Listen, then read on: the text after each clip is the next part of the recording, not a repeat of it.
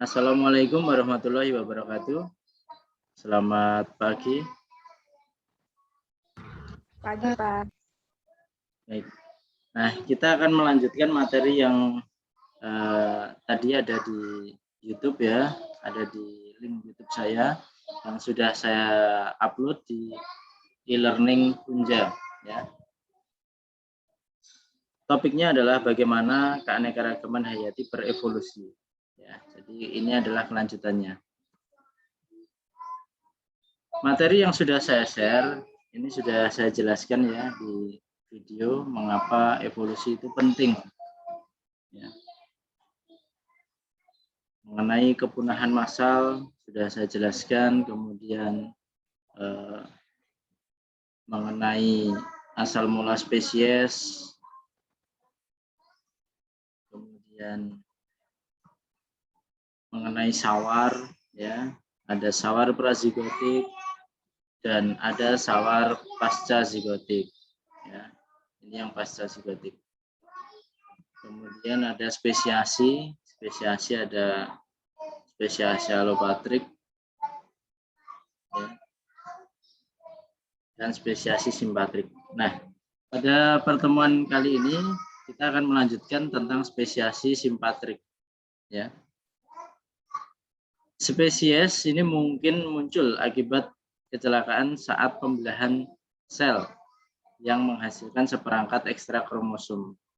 Nah, kondisi ini disebut dengan poliploid atau poliploidi. Poliploid, spesiasi poliploid ini telah ditemukan pada beberapa spesies hewan, terutama ikan dan amfibi. Ya, poliploidi paling umum terjadi pada tumbuhan.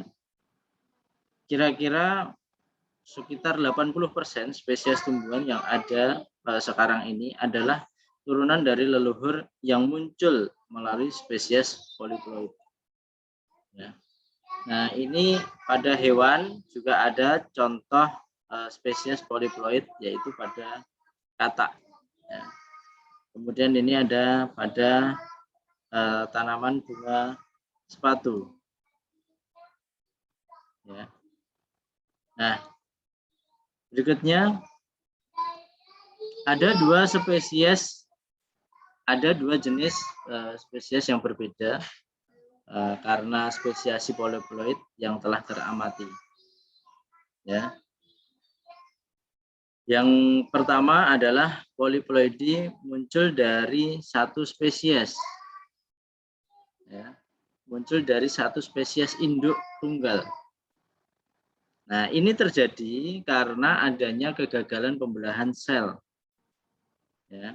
Yang dia mungkin menggandakan jumlah kromosom dari jumlah aslinya 2N menjadi 4N atau tetraploid. Ya, harusnya diploid menjadi tetraploid. Nah, dua spesies berbeda ini kawin dan menghasilkan keturunan yang hibrid. Nah, ini adalah gambarannya. Ada spesies A dan spesies B. Nah, yang spesies A ini punya 2N, ya, 2N. Kemudian yang spesies B punya 2N juga, tetapi ada 6 alel, ya, ada 6 alel. Sedangkan yang spesies A hanya punya 4 alel. Nah, kemudian sel gametnya kalau punya 6 alel berarti gametnya ada 3, kan separuhnya ya. Separuhnya. Nah, ketika dia bergabung ya, kromosom tidak bisa berpasangan. Ya. Hibrid ini steril. N-nya 5. Ya. Jadi kalau ini hewan yang dia bereproduksi secara seksual, maka dia akan menjadi hewan yang steril atau dalam bahasa kasarnya apa ya, majer begitu ya, majer atau tidak bisa menghasilkan keturunan. Itu hewan ya. Nah, kalau hewan itu aseksual, Nah, kalau hewannya aseksual atau dia bisa seksual atau bisa aseksual, ketika dia melakukan reproduksi aseksual, dia bisa bereproduksi. Ya, dia bisa bereproduksi. Tapi reproduksinya kan secara aseksual. Nah, spesies hibrid yang bisa bertahan hidup dan fertil. Dia akan menghasilkan spesies yang bisa hidup dan fertil dengan 2N. Ya. 10 alel. Jadi alelnya ini banyak sekali. Nah, ini menjadi suatu hal yang unik atau mungkin bisa disebut dengan anomali. Nah, banyak spesies tumbuhan yang kita budidayakan sebagai sumber pangan, antara lain spesies poliploid. Ini contohnya ada haver, kentang, kemudian pisang, stroberi, kacang tanah, apel, tebu, gandum yang direkayasa. Ya memang sengaja dia itu direkayasa. Jadi kebanyakan banyak ketika kita membeli tanaman atau membeli buah, membeli makanan, kemudian bijinya itu kita tanam, itu kadang nggak bisa tumbuh. Pernah nggak kalian beli misalkan semangka atau durian atau apa dari luar negeri, kemudian Anda merasa, wah buahnya ini bagus sekali, rasanya enak, besar sekali, harum, dan sebagainya, manis. Tetapi Anda punya keinginan untuk menanamnya, menanam bijinya itu. Setelah ditanam, ternyata tidak bisa tumbuh. Nah, ini bisa dikarenakan dia poliploid itu. Nah, para biolog juga telah mengidentifikasi sejumlah kasus di mana subpopulasi tampaknya sedang berada dalam proses spesiasi simpatrik. Namun, mekanisme spesiasi simpatrik yang paling sering teramati melibatkan perubahan-perubahan genetik berskala besar yang telah terjadi dalam satu generasi. Kepulauan-kepulauan vulkanik, misalnya rantai Kepulauan Galapagos dan Hawaii, pada awalnya tidak dihuni oleh makhluk hidup.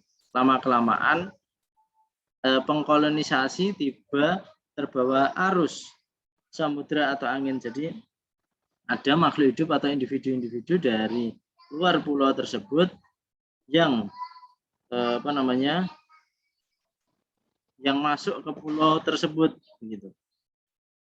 Secara tidak sengaja, entah dia terapung di sebatang kayu dan sebagainya, atau terbawa angin. Akhirnya menjadi pengkolonisasi, begitu. Nah, dalam lingkungan yang baru, populasi-populasi ini mungkin secara signifikan dari populasi induk yang jauh. Jadi dia itu memisah, ya, atau terpisahkan, bisa memisahkan diri atau bisa terpisah secara tidak sengaja. Ya, contoh tadi dari Pulau 1, spesies dari Pulau 1, dia itu terbawa arus atau terbawa angin ke pulau yang lain. Gitu. Berikutnya, Kepulauan Galapagos ini adalah salah satu ruang pamer spesiasi terbesar di dunia. Jadi banyak variasi di sana. Banyak variasi. Contohnya saja burung finch. Di Kepulauan Galapagos terdapat 14 spesies burung finch yang berkerabat dekat, yang berbeda dalam hal antara lain perbedaannya kebiasaan makan. Ya. Nah, kebiasaan makan ini mempengaruhi bentuk paruh, atau bentuk paruhnya juga mempengaruhi kebiasaan makannya. Ya, paruh ini terspesiasi sesuai dengan apa yang dia makan, serta habitatnya. Ya. Nah, ini adalah contoh burung finch. Jadi hanya beberapa contoh saja dari 14 spesies tadi. Kita ambil 3 contoh burung finch yang ada di Kepulauan Galapagos. Ada burung finch yang pertama ini yang warnanya hitam, dia makan biji kaktus atau biasa disebut dengan fins kaktus. Ya. Kemudian ada burung fins, ini yang warnanya abu-abu ini, dia makan serangga, ya. Dia mencari serangga di batang-batang pohon, begitu ya, atau di tanaman-tanaman. Gitu. Nah, dia suka mengetuk-ngetuk pohon, sehingga serangga itu keluar ketika diketuk-ketuk. Nah, kemudian dia makan. Nah, bentuk paruhnya sudah cenderung berbeda dari yang memakan biji. Ya. Berikutnya ini ada burung fins yang warnanya hitam kecoklatan. Dia itu memakan darah dan serangga. Ya, jadi kalau nggak ada serangga, ya dia memakan darah. Darah dari siapa? Dari burung lain atau dari kerbau atau dari hewan-hewan yang lain. Nah, burung fins ini dinamakan dengan fins vampir. Dan masih banyak lagi jenis-jenis burung fins yang memakan biji. Ya. Ada burung fins yang memakan biji kecil dan ada burung fins yang memakan biji besar. Sehingga bentuk paruhnya pun juga berbeda. Yang makan makan biji kecil dan makan biji besar. Nah, para peneliti ini telah mendokumentasikan setidaknya ada 2 lusin kasus di mana populasi sedang memisah karena dia mencari sumber makanan yang berbeda. Dia menggunakan sumber makanan yang berbeda, berkembang biak di habitat yang berbeda. Banyak bukti evolusi berasal dari rekam fosil.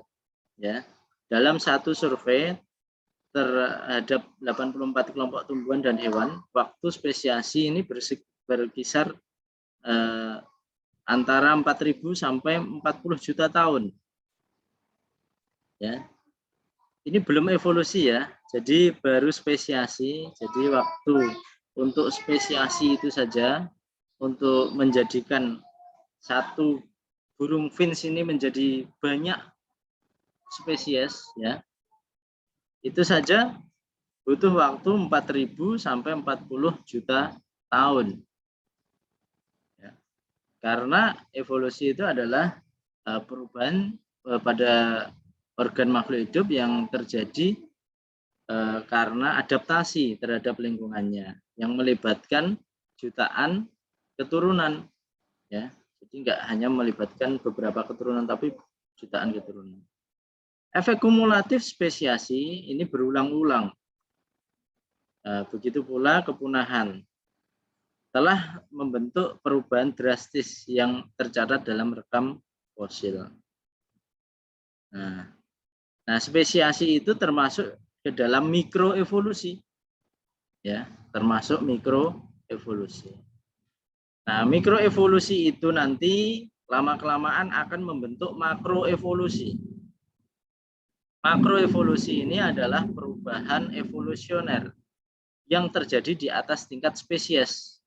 Jadi kalau mikroevolusi itu masih di dalam satu spesies, tetapi dia bervariasi. Contoh spesies Gallus. Ya. Gallus siapa? Ayam. Ya. Nah, Gallus, ayam ini kan banyak sekali ya jenisnya. Nah, dan bervariasi. Nah, tingkatan tersebut masuk ke dalam mikroevolusi. Sedangkan yang sudah berbeda spesies atau pada tingkatan spesies itu dinamakan dengan makroevolusi.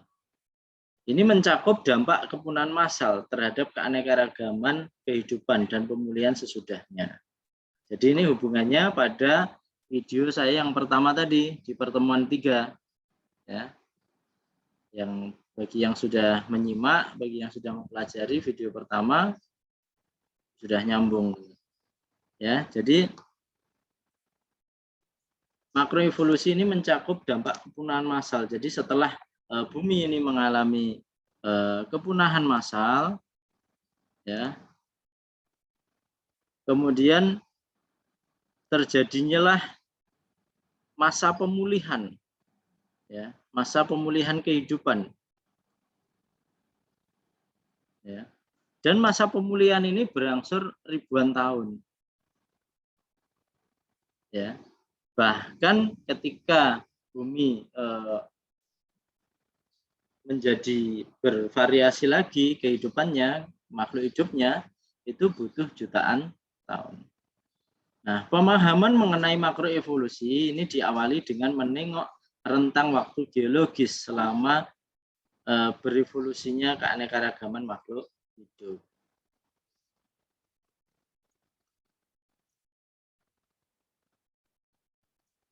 Nah, rekam fosil ini bisa menjadi arsip makroevolusi atau menjadi bukti adanya makroevolusi, bahwa dulu ada makhluk hidup yang berbeda dengan makhluk hidup yang sekarang, dan sekarang sudah tidak ditemukan lagi.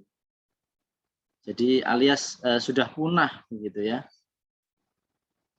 Nah, rekam fosil ini adalah urutan kemunculan fosil dalam strata bebatuan dan menjadi arsip makroevolusi. Ya. Nah, ini ada contoh tempat ditemukannya fosil-fosil, yaitu di Grand Canyon, ya, di tebing dan lembah Grand Canyon. Nah, ketika kita menemukan fosil, ketika paleontolog menemukan fosil, fosil itu akan diamati skala waktu geologisnya. Dari mana mengetahui usia fosil itu? Kok bisa ditentukan fosil ini 50 juta tahun yang lalu? Nah, yang pertama dari lapisan tempat dia ditemukan. Dia berada di lapisan keberapa? Itu yang pertama. Yang kedua, itu dari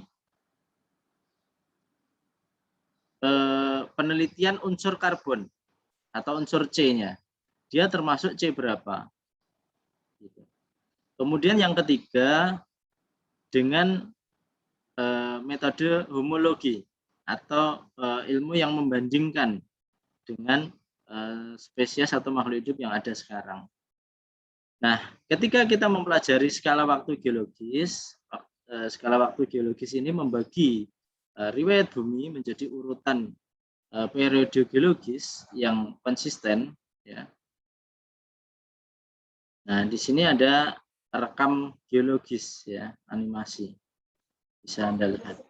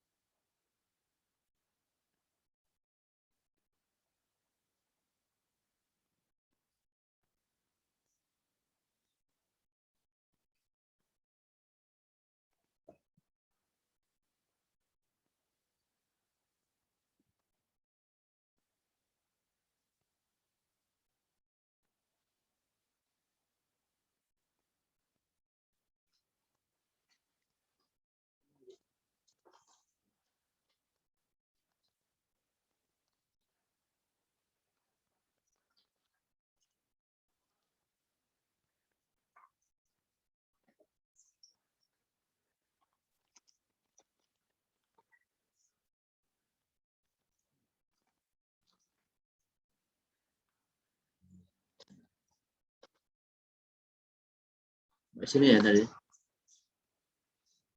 Aduh, kepencet.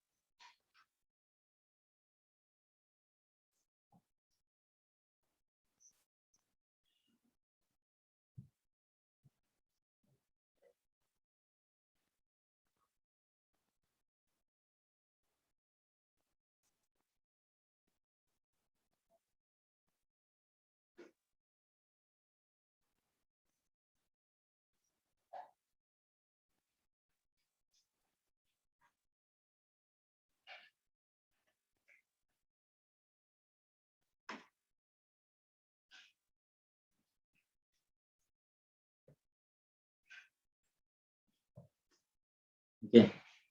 Nah, di sini bisa kita lihat skala waktu geologis. Ya. Ini adalah masa sekarang, ya. Masa sekarang. Bisa dinamakan zaman Quaterner, ya. Di sini dibagi menjadi recent atau sekarang ini, kemudian Pleistocene. Nah, sebelum zaman sekarang ini ada zaman es, ya. Zaman es. Zaman es ini diperkirakan baru ketika manusia itu muncul. Jadi manusia pertama kali ada itu berada di zaman es ini, kalau menurut biologi ini. Ya, jadi perkiraan sekitar 1,8 juta tahun yang lalu. 1,8 juta. Kemudian manusia pertama itu dinamakan dengan yang manusia purba, ya. Manusia purba itu fosil-fosil yang ditemukan itu ada yang berjenis Homo sapiens dan seterusnya. Nah, kemudian ada jadi ada zaman atau masa Kenozoikum, ya, Kenozoikum. ini dibagi menjadi dua, ada tersier dan ada quaterner. Nah, kemudian zaman-zaman dinosaurus itu pada masa Mesozoikum. Kemudian yang lebih tua lagi ada zaman dinamakan zaman Paleozoikum. Zaman-zaman Paleozoikum. Nah, kemudian yang lebih tua lagi ada masa Prekambrium. Nah, Prekambrium ini adalah perkiraan, ya, menurut para ahli, perkiraan bahwa bumi ini baru pertama kali diciptakan atau baru pertama kali dibentuk sekitar 4.600 juta tahun yang lalu.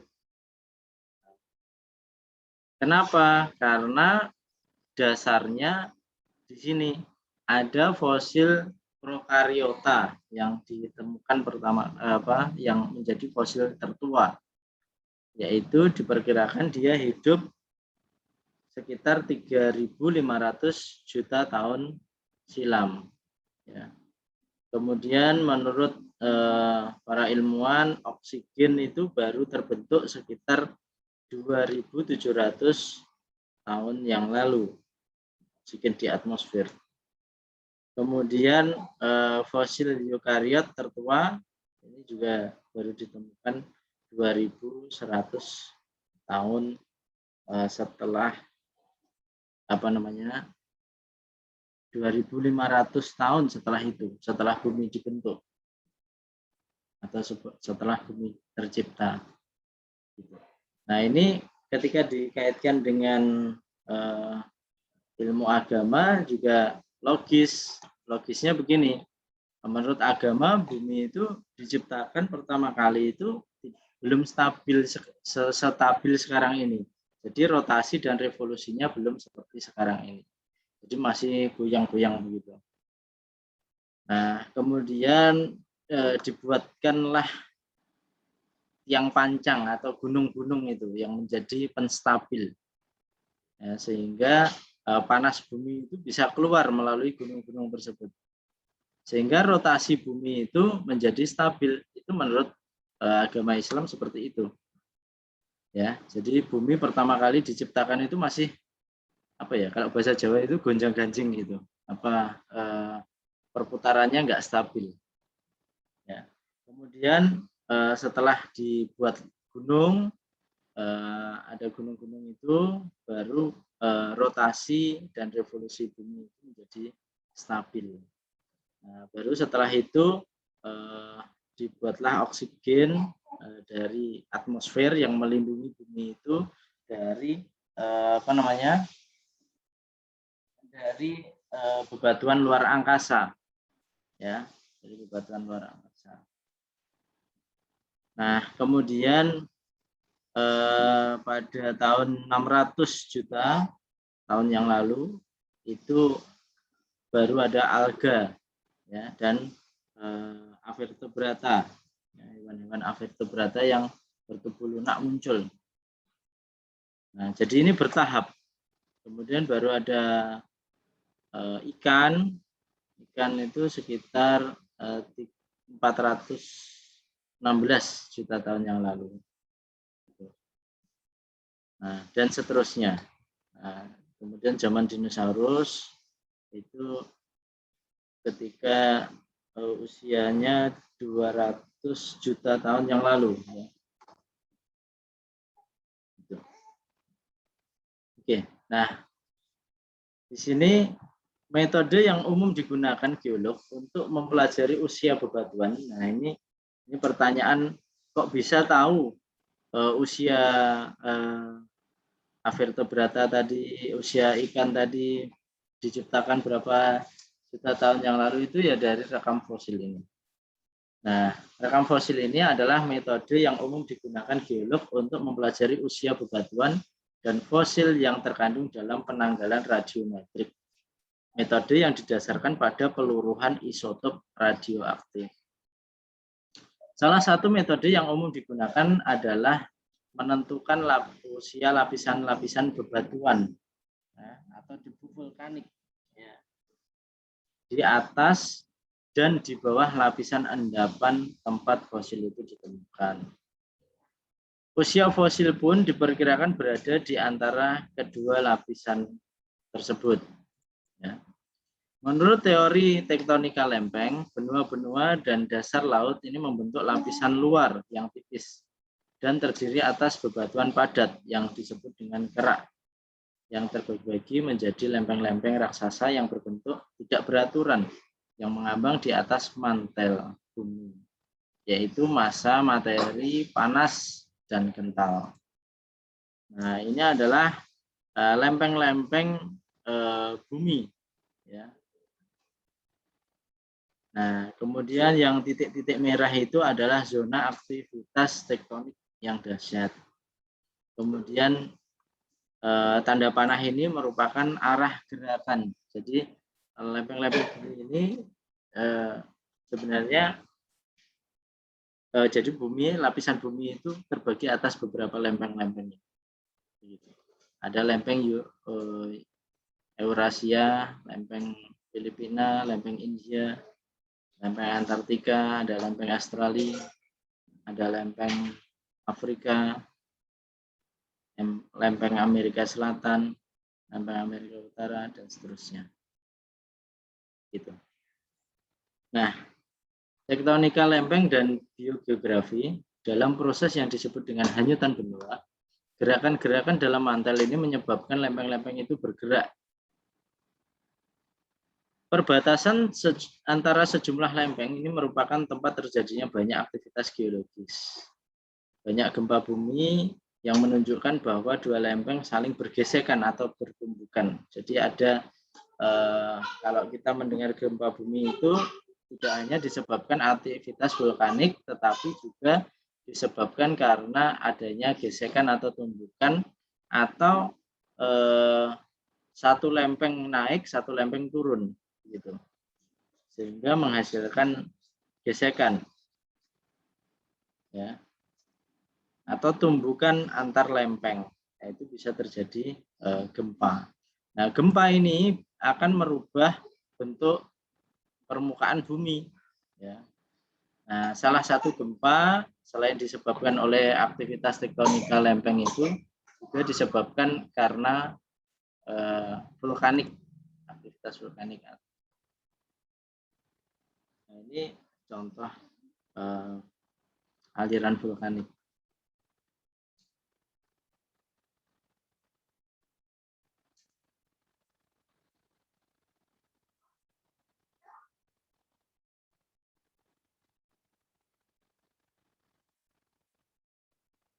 Nah, ini juga termasuk perubahan bentuk atau permukaan bumi, ya, tsunami yang dahsyat. Nah, hanyutan benua ini berdampak besar sekali terhadap evolusi keanekaragaman makhluk hidup, ya, dengan cara mengulang-ulang, membentuk ulang atau merubah bentuk permukaan bumi atau ciri fisik planet bumi ini, dan mengubah lingkungan tempat organisme itu hidup. Jadi habitatnya akan berubah karena terjadi banjir, terjadi hujan meteor, terjadi pencairan es di kutub, dan seterusnya. Kemudian gempa, kemudian letusan gunung, dan seterusnya, itu mengubah habitat makhluk hidup. Sekitar 250 juta tahun lalu, gerakan-gerakan lempeng membentuk benua super atau Pangea. Panjang total garis pesisir ini berkurang. Cekungan-cekungan samudera semakin dalam. Permukaan laut menurun. Ya. Semakin luas sebelah dalam benua yang kering dan banyak kepunahan terjadi. Nah, ini ada Pangea. Jadi pertama kali yang diperkirakan bentuk bumi itu seperti ini. Jadi benua-benuanya masih gabung, yang dinamakan dengan Pangea. Itu terjadi pada masa Paleozoikum. Ya. Kemudian setelah itu Pangea pecah menjadi Laurasia dan Gondwana. Jadi pecah jadi dua, satu ke atas, yang satu ke bawah. Nah, ini terjadi pada masa Mesozoikum, perkiraan 135 juta tahun silam. Kemudian India bertumbukan dengan Eurasia, ya. Nah, kemudian menjadi benua yang sekarang ini, jadi permukaan bumi menjadi sekarang ini. Berikutnya, ini bab dramatis kedua dalam riwayat hanyutan benua dimulai di pertengahan masa Mesozoikum. Pangea mulai terpecah-pecah, menyebabkan isolasi geografis dalam skala kolosal. Yang tadinya makhluk hidup ini kan bisa kemana-mana, karena terutama yang makhluk hidup darat ya, dia bisa kemana-mana. Karena benuanya ini menyatu semua. Nah, kemudian pecah, karena pecah ini akhirnya ini tadi menjadi isolasi geografis. Isolasi geografis. Nah, karena adanya isolasi geografis, habitatnya menjadi berbeda, suhu iklimnya berbeda, kemudian makanannya berbeda, predatornya berbeda, kemudian menjadilah suatu variasi. Ya. Makhluk hidup itu kalau dikasih makanan yang berbeda, iklimnya berbeda, dia akan beradaptasi dengan itu. Ya, dengan makanan, dengan iklim dan yang lainnya, itu akan menjadi perubahan organ-organ tersebut.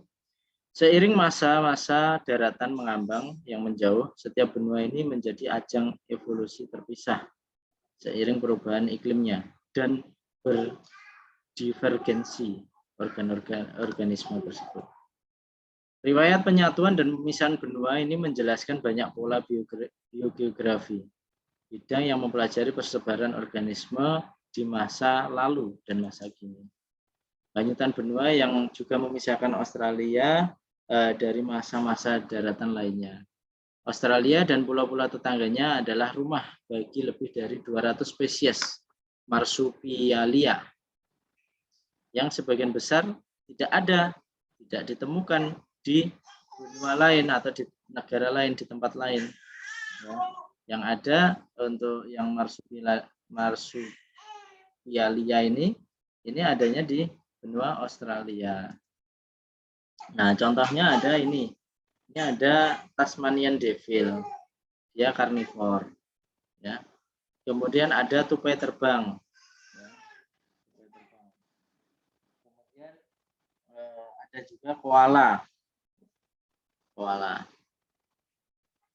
Nah, ini ada di Australia dan jarang sekali atau hampir tidak ada ditemukan di benua lain, kecuali di kebun binatang ya. Di kebun binatang mungkin ada ya, karena yang bawa atau mengambil dari Australia itu. Berikutnya, rekam fosil ini mengungkapkan bahwa 5 kepunahan massal ini terjadi selama 540 juta tahun terakhir. Jadi di video pertama itu sudah saya jelaskan mengenai kepunahan massal. Kepunahan massal ini dibilang kepunahan massal karena di bumi ini mengalami kepunahan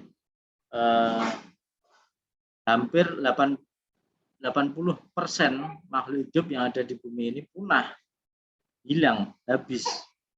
Karena ya banyak faktor, ada yang terjadi karena hujan meteor, kemudian es mencair, kemudian banjir karena dari permukaan bumi itu muncul air, tiba-tiba muncul air. Nah, dan ini juga sejalan dengan kalau kita kaitkan dengan agama ya, di agama Muslim dan Nasrani ada namanya Nabi Nuh ya, Nabi Nuh, atau kalau di Nasrani Santo siapa? Noah ya, Noah itu.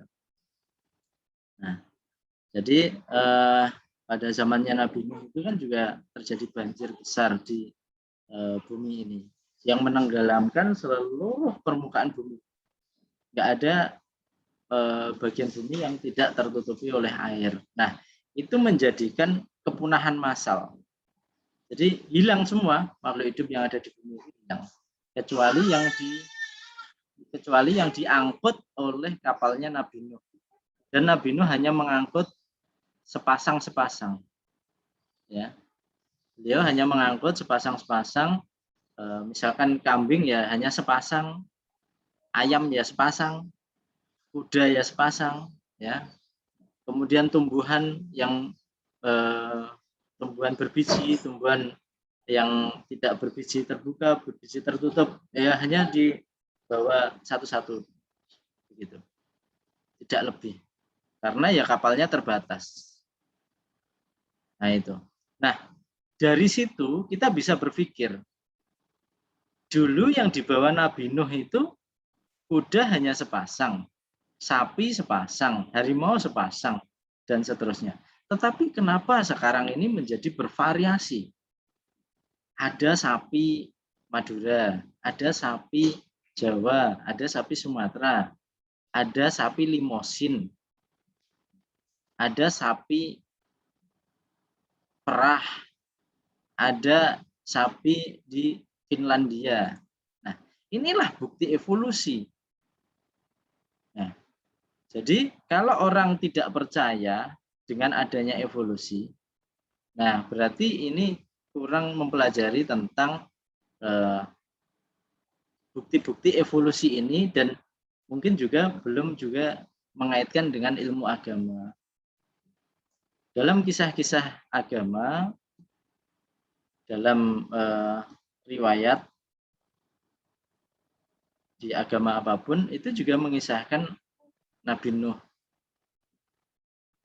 Nah, dan itu terjadi, bumi tertutup oleh air dan semuanya makhluk hidup lenyap. Nah, itu yang bisa disebut dengan kiamat dalam tanda kutip ya, dalam tanda kutip. Ya. Nah, jadi ini menunjukkan bukti bahwa adanya evolusi. Jadi rekam fosil ini menunjukkan adanya proses evolusi. Nah, kepunahan massal Permium ini terjadi 250 juta tahun silam. Ini terjadi kira-kira saat Pangea terbentuk, yang menyapu habis sekitar 96% spesies laut. Spesies laut itu habis dan menghancurkan kehidupan darat besar-besaran. Kenapa? Karena gempa. Pangea terpecah itu gempa yang besar, dan seluruh permukaan bumi merasakan itu. Ya. Nah, pada zaman itu juga terjadi kepunahan massal. Ya, kepunahan massal. Jadi kepunahan massal menurut para ilmuwan di bumi ini sudah mengalami 5 kali kepunahan massal. Atau dalam tanda kutip kiamat tadi. Nah, tetapi tetap masih meninggalkan makhluk hidup. Tetap masih meninggalkan makhluk hidup yang sampai sekarang mereka berevolusi menjadi spesies-spesies yang ada dan kita lihat, kita temukan sekarang ini. Nah, yang bisa beradaptasi, dia akan sintas. Yang tidak bisa beradaptasi, dia akan punah. Berikutnya ada kepunahan Cretaceous sekitar 65 juta tahun silam. Terjadi pada penghujung zaman Cretaceous yang menyebabkan kepunahan semua dinosaurus kecuali burung dan memungkinkan peningkatan eksplosif keanekaragaman mamalia. Jadi kalau ada film dinosaurus itu ya itu memang kalau menurut fosil, menurut rekam fosil ini ya memang ada dinosaurus tersebut. Pak, apakah itu yakin itu fosil dari makhluk hidup bukan bebatuan? Kan sudah diuji. unsur karbonnya. Kalau bebatuan beda, karbon mineralnya itu sudah berbeda berbeda dengan fosil makhluk hidup itu. Nah, ini banyak sekali hipotesis ya, apakah dinosaurus itu punah karena hujan meteor. Nah, menurut pengamatan, rekam fosil ini menunjukkan bahwa sekitar 65 juta tahun silam, iklim ini menjadi dingin. Ya, iklim di bumi itu berubah drastis menjadi dingin. Nah, kemudian laut dangkal menjauh dari daratan rendah benua. Jadi laut dangkal itu menjauh dari daratan benua. Atau alias benua-benua itu meninggi, ada yang meninggi itu. Daratannya meninggi sehingga lautnya menjadi lebih jauh. Banyak spesies tumbuhan ini mati ya. Nah, selapis tipis tanah lempung yang kayak iridium ini terendapkan. Nah, ada banyak pertanyaan apakah lapisan iridium tersebut merupakan guguran dari awan debu raksasa yang menguar ke atmosfer ketika sebuah meteor atau asteroid besar menghantam bumi. Nah, hipotesis yang dibentuk yaitu kepunahan massal 65 juta tahun silam ini disebabkan oleh tumbukan sebuah benda luar angkasa. Ya. Prediksinya ada kawah tumbukan raksasa dari zaman yang tepat seharusnya ditemukan di suatu tempat di permukaan bumi. Nah, hasilnya ditemukan di Meksiko dekat semenanjung Yucatan. Di Laut Karibia ini ditemukan kawah yang besar sekali yang diperkirakan kawah itu terbentuk dari tumbukan benda asing dari luar angkasa, benda raksasa. Ya. Dan diperkirakan dia berasal dari masa yang tepat sesuai prediksi itu. Ukurannya juga sama, kemudian bisa menghasilkan awan yang bisa menghalangi sinar matahari, ya, hingga mengubah iklim bumi selama berbulan-bulan. Jadi hasil tumburannya itu, tumburan benda luar angkasa itu menghasilkan awan, ya, menghasilkan debu awan yang menutupi permukaan bumi selama berbulan-bulan, sehingga matahari nggak bisa masuk ke bumi sinarnya dan mengubah iklim bumi ini menjadi dingin. Nah, ini animasinya ya, animasi.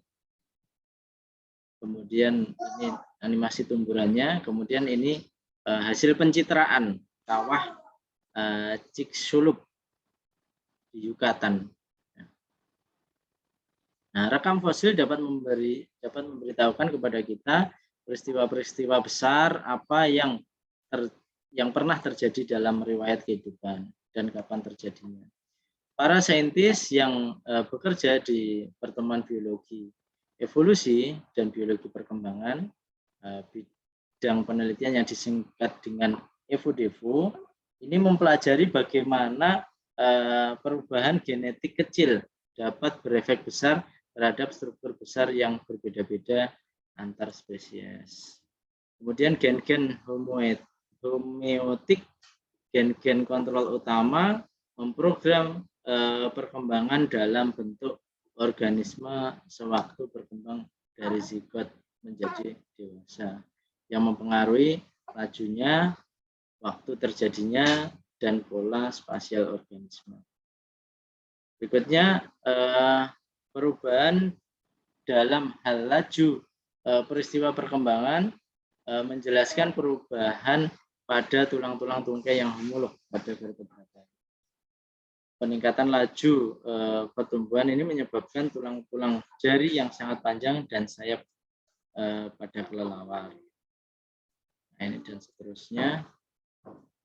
Nah, ini apa namanya, ada video, saya disimak.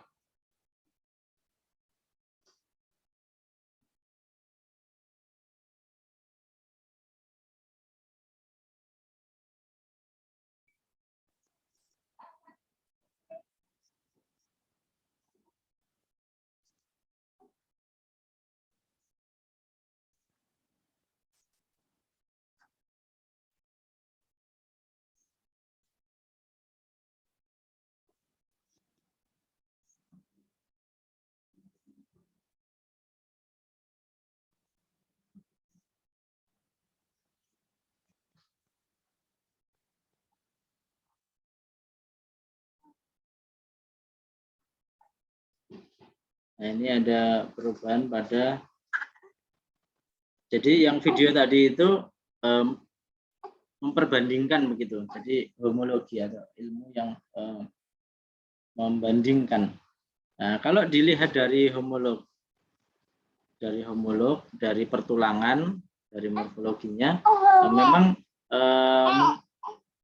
apa namanya, mamalia yang mempunyai pertulangan yang hampir sama itu yang dari jenis simpanse gorila. Nah itu.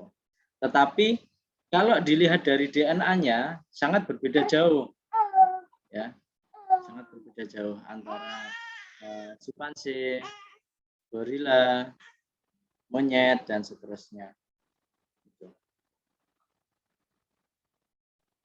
Kemudian ini ada contoh lagi, ada ikan yang mempunyai insangnya itu di luar.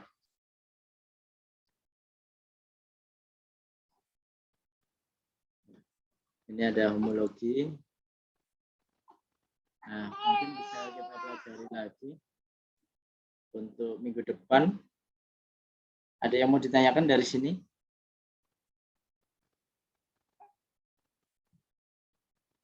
Ada yang mau ditanyakan? Silahkan kalau mau bertanya.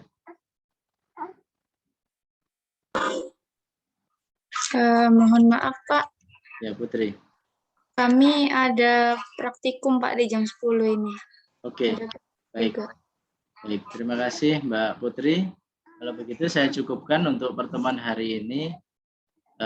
Saya akhiri. Tolong nanti tugasnya dibagi ya Putri. Pak.